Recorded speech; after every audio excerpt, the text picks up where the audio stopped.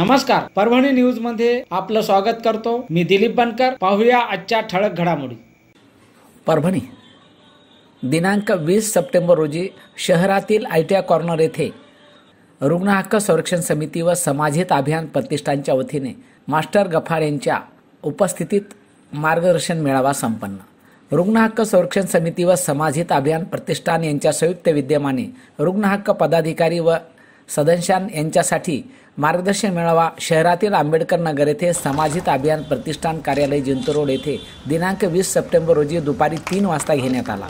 या कार्यक्रमासाठी प्रमुख मार्गदर्शक म्हणून गफार मास्टर यांची उपस्थिती होती। यावेळी रुग्ण हक्क संरक्षण समितीचे जिल्हाध्यक्ष दिलीप बनकर, समाजहित अभियानचे प्रतिष्ठानचे संस्थापक अध्यक्ष प्रमोद आंभोरे, रुग्ण हक्क संरक्षण समितीचे जिल्हा उपाध्यक्ष शेख सरफराज यांच्या वतीने या कार्यक्रमाचे आयोजन करण्यात आले होते। या कार्यक्रमासाठी काँग्रेसचे ज्येष्ठ नेते सत्तार इनामदार, तर लोक स्वातंत्र्य पत्रकार महासंघाचे संघटक भगीरथजी बद्दर, सुभाष पांचाळ, लोकश्रेय न्यूजचे सलीम इनामदार, डॉक्टर सुनील जाधव, रुग्ण हक्क संरक्षण समितीचे जिल्हा उपाध्यक्ष शेख सरफराज, जिल्हा संपर्क प्रमुख शेख रहीम, महिला जिल्हा अध्यक्षा सुरेखाताई खिल्लारे, रेखा पाईकराव, कलाकार महिमा खिल्लारे, राजकुमार शर्मा, वैष्णवी शर्मा, साईन्ना अण्णा, रमा घोंगडे, कविताताई आंबोरे, राजेश बालटकर, खयूम बेग, विलास चव्हाण, शेख अझहर, संदीप वायवळ, दत्ता काळे, फारुख खान, चांदू मिटकर, प्रशांत वाटोरे आदींची उपस्थिती होती। या कार्यक्रमामध्ये रुग्ण हक्क संरक्षण समितीच्या पदाधिकाऱ्यांच्या विविध पदावर नियुक्त्या करण्यात आल्या। यामध्ये राजेश बालटकर, दत्ता काळे, फारुख खान यांना रुग्ण हक्क संरक्षण समितीमध्ये नियुक्त्या करून त्यांना सेवेची संधी देण्यात आली आहे। यावेळी मास्टर गफार यांनी रुग्णांच्या हक्काबद्दल मार्गदर्शन केले।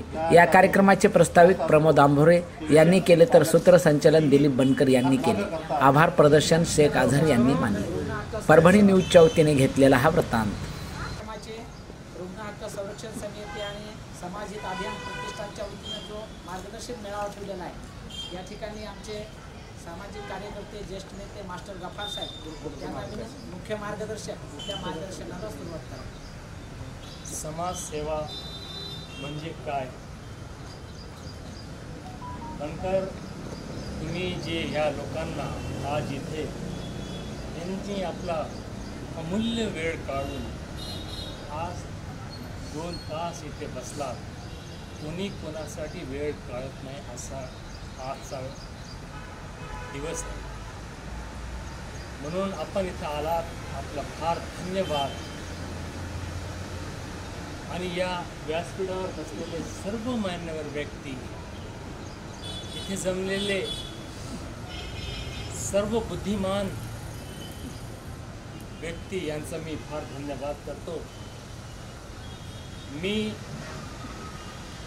मराठीत पूर्ण बोलू शकत नाही, काही अवघड शब्द माझ्यानं चुकतील आणि ते तुम्ही मला माफ करणार नाही, कधीतरी आठवण काढतील, म्हणून मी हिंदीत बोलतो।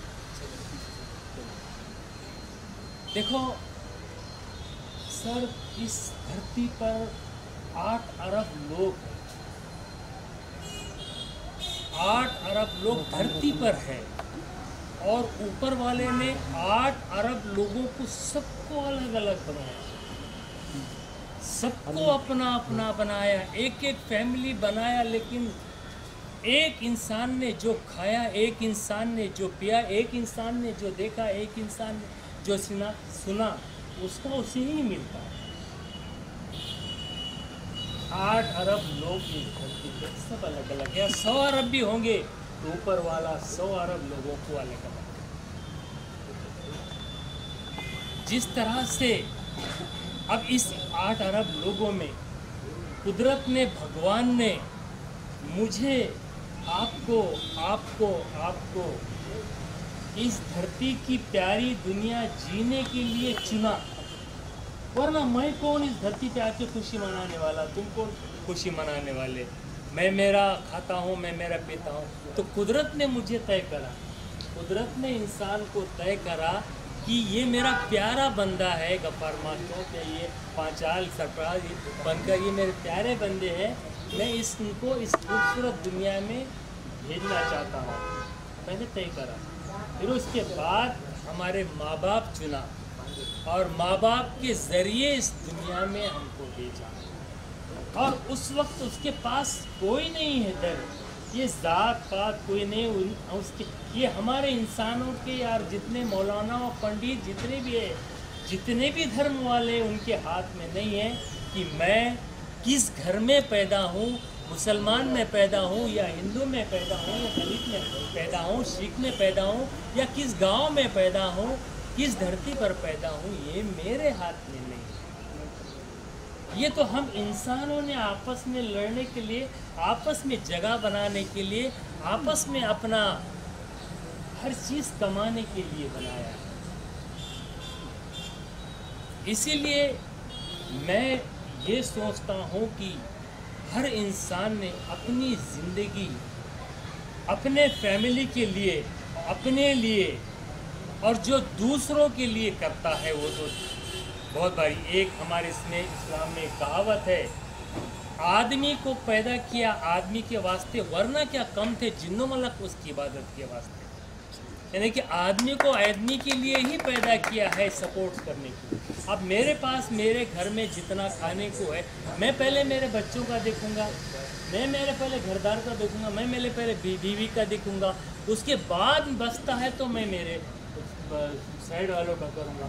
अगर मेरे को अंग मेहनत करना है तो मैं रात दिन मेहनत करूंगा, मगर पैसे की मेहनत करना है तो मेरे पास कितना का है, मेरे हाथ में नहीं है। इसीलिए मेरे हाथ में जो ऊपर वाला पैसा देता है, मैं वो पैसे से मदद करूंगा। अब जब वो बाजू वाला, इधर वाला, कहीं वाला मुझे कोई मदद करना है, अब ये रुग्ण सेवा की इसकी मदद करना है, तो आज हमारी परिस्थिति है पैसे की नहीं है, हमारी अंग मेहनत है।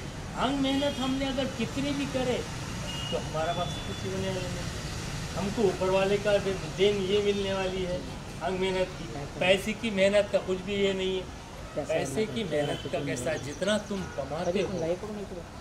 पहले बात कर रहा हूँ मैं, जो जिस तरह से हमारी ज़िंदगी में गुजरती, हमें गुजरना ही है। हम चाहे करो या मत करो, गुजरना ही है, हमें ज़िंदा रहना ही है हमें।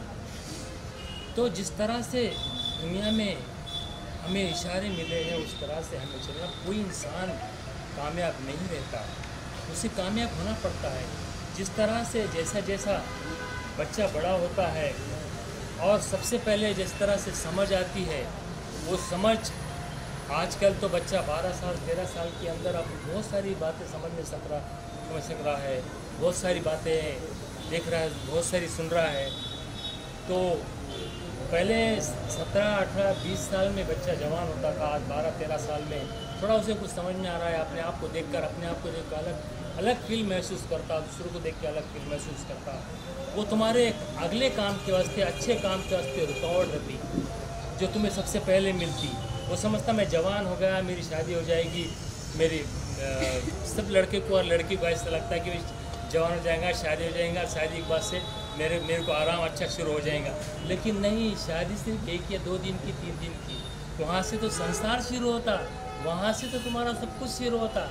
माँ बाप की जो तुम्हारे को पालने की बचपन से जिम्मेदारी ख़त्म हो जाती, वहाँ से आगे के जिम्मेदार तुम खुद रहते अपने ज़िंदगी की। तुमने क्या कमाया, क्या खिलाया, क्या बीवी को पाला, क्या करा, उसके गुनहगार तुम रहते, माँ बाप नहीं रहते।